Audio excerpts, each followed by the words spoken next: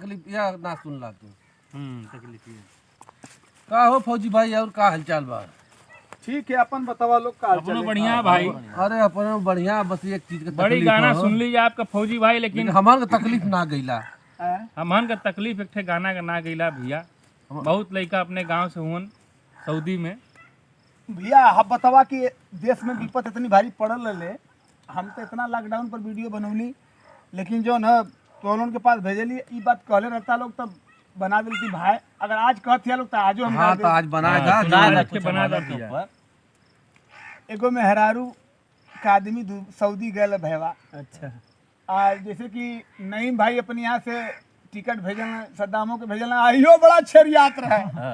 ये के तो बड़ा रोक दली। नहीं तो लॉकडाउन में कर हार्ट अटैक हो गया तोरा। मार 5-5 मिनट पर कई भैया सवेरवा आई, रतिया में आई, हमरा और टेंशन दिलाई।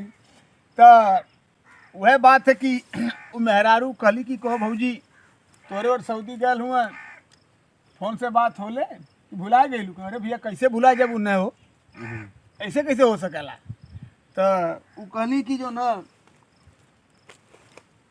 सऊदी में करेला कमाई, भैया अरे सऊदिया में करेला कमाई, पिया हो तो है कैसे भुलाई।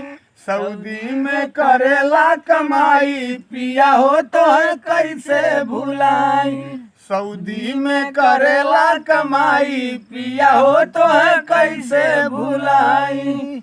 और का कहली और लगल लॉकडाउन जब अली विपतिया, दुनिया में सब ही पर अली अफतिया, दुनिया में सब ही पर अली अफतिया, अली अफतिया मराइल सब कर मतिया।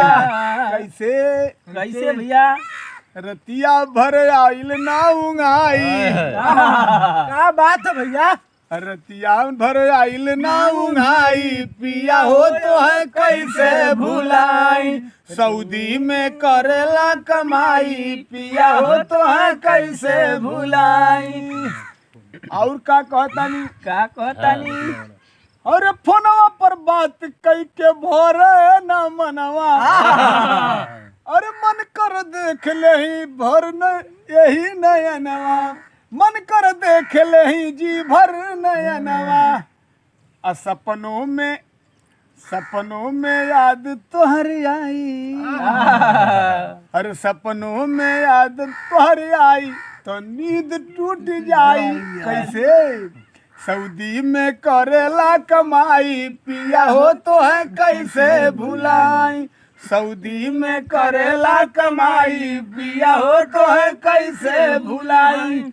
हम तो बड़ा गुस्सा बरल हो आदमी पर कि नईम काहे टिकट दे के बोलौला सद्दाम के दुबई।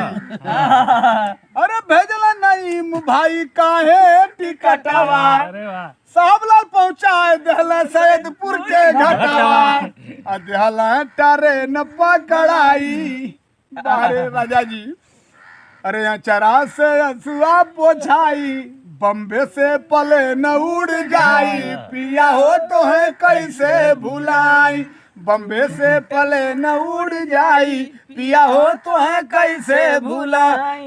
सऊदी में करेला कमाई, पिया हो तो है कैसे भुलाई। सऊदी में करेला कमाई, पिया हो तो है कैसे भुलाई। अच्छा भेल भैया कि हम ना गईली, सुरक्षित है सद्दाम भैया फसल ना।